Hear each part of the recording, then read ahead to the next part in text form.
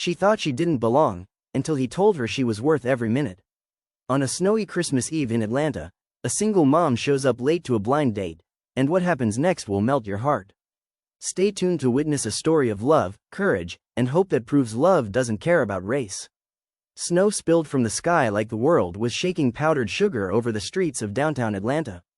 Christmas lights dangled from storefronts, blinking in soft rhythms, while carolers bundled in scarves sang near the corner of Peachtree Street.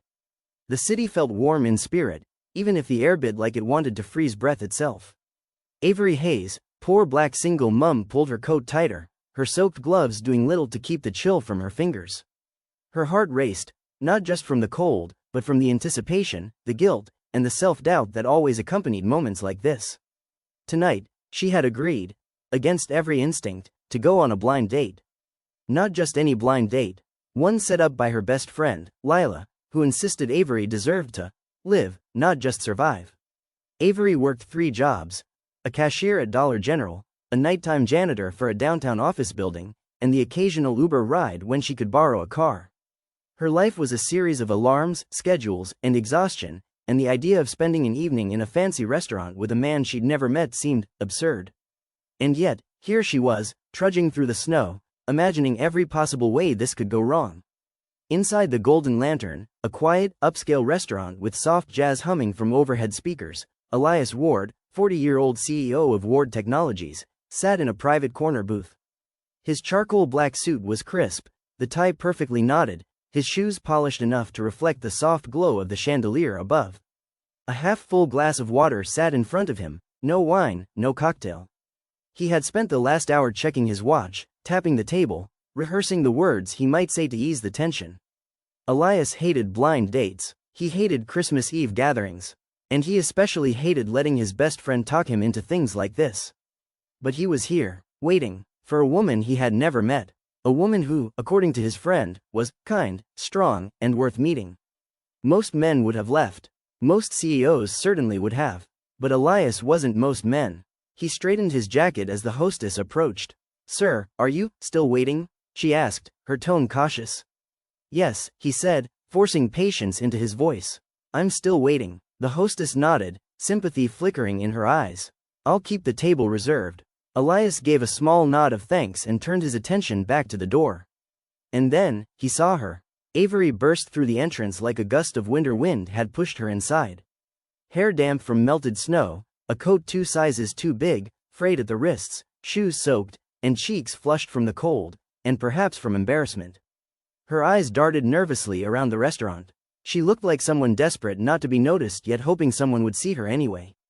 Elias stood, before he realized he had moved. "Avery?" She froze. Shock, fear, and something like hope mingled in her gaze. She smiled. Yes, I'm Avery. Are you?" "Elias," he said softly. I'm so sorry I'm late. I know this looks bad. I really tried to get here earlier." Elias smiled. "Sit. It's all right." But Avery's hands trembled, because she didn't believe him. Because everything in the restaurant seemed to scream, "You don't belong here." Avery Hayes, 32, single mother to a 10-year-old boy named Micah, had spent the last decade surviving.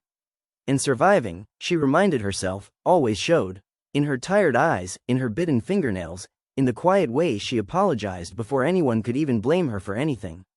She sat down cautiously, voice cracking.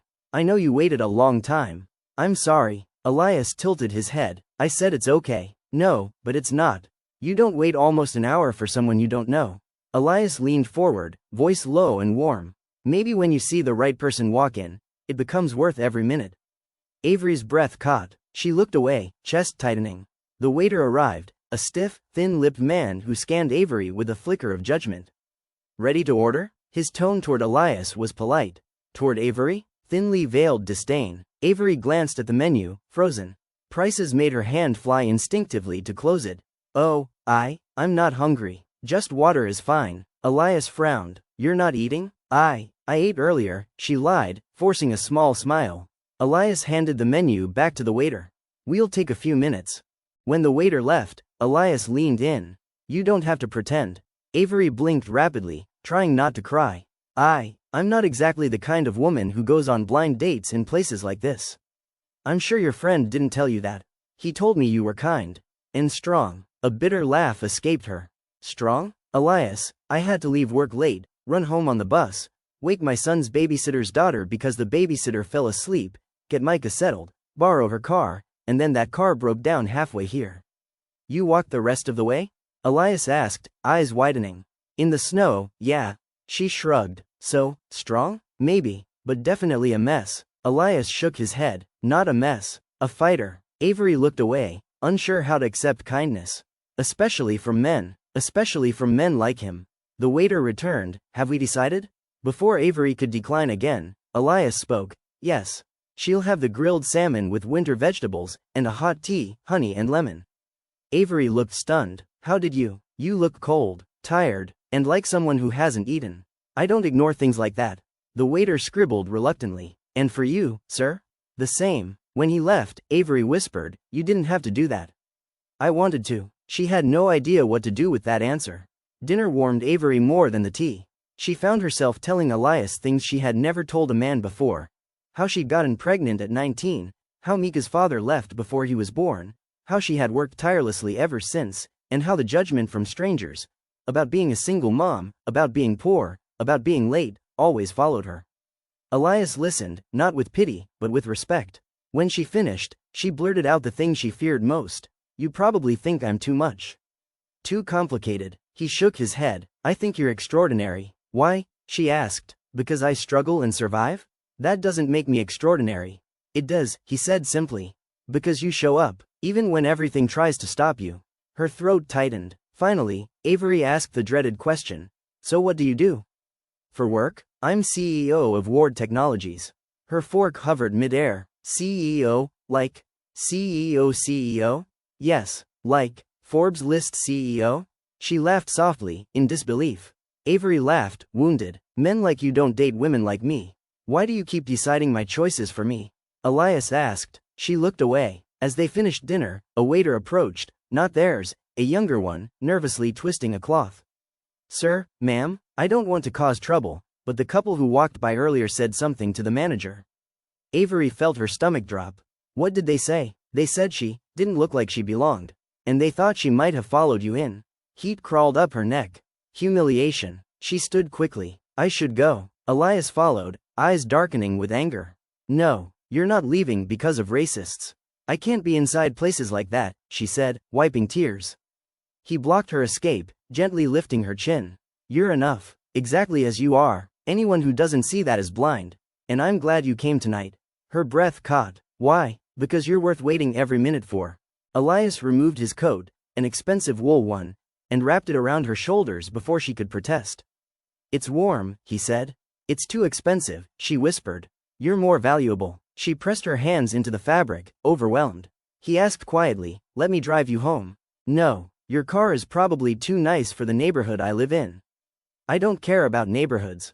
Elias, I can't let you see where I live. He stepped closer. Why not? Because you might change your mind about me. His voice softened, deep, warm, steady. I'm not that fragile. Finally, she relented. He walked her to his car, a sleek black electric SUV. She hesitated before getting in. Just so you know, she said nervously, my son Micah might be awake. And he asks a lot of questions.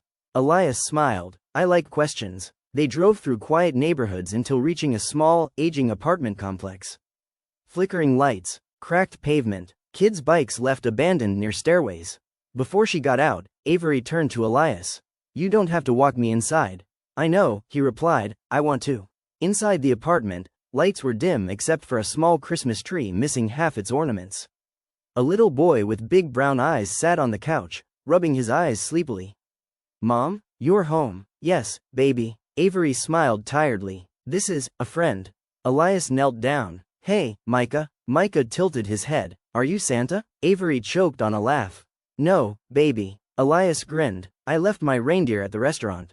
Micah nodded seriously. That makes sense. The innocence in the room softened everything. Avery went to tuck Micah in. Elias stood silently, looking around the apartment. Clean but humble, worn furniture, one space heater rattling in the corner, the smell of lavender and laundry soap. It wasn't wealth, but it had warmth he hadn't felt in his penthouse in years. When Avery returned, she looked embarrassed again. Sorry, you probably want to go. Actually, I don't. Silence. Thick and warm. Elias stepped closer, voice soft as snow. Avery, could I see you again? She froze. Her breath hitched. Her eyes widened. Why? She whispered. He brushed a curl from her cheek. Because I like who you are. All of you. And I'm not afraid of your story. But our lives are so different. Maybe that's the point. He left Avery with hope she hadn't felt in years. And with that, the story began. Not just a blind date, but the start of something deeper. Something that might finally prove that love doesn't care about race, class, or circumstance. Will Avery finally believe she deserves happiness? Can Elias show her that she's more than enough? Don't miss part 2. What happens next will surprise you. If you enjoyed this emotional journey, don't forget to like, comment, and subscribe for more powerful stories like this one.